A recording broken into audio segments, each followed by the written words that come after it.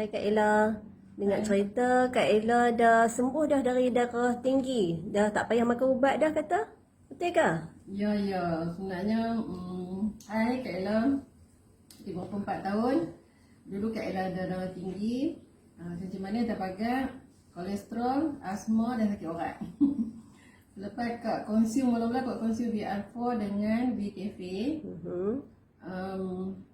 Kak dah rasa dah dia tak pening kan, sebab darah tinggi dia akan pening apa semua kan. Lepas tu tengah hari Kak ambil teh dan malam Kak ambil susu vitamin.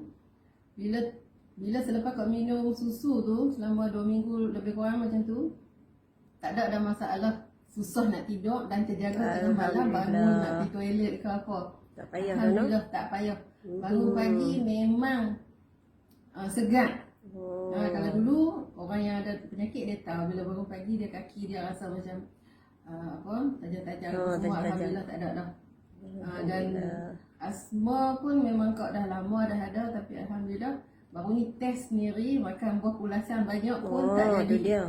Alhamdulillah, alhamdulillah. Makan buah pulasan ikut memang tak boleh makan. Betul.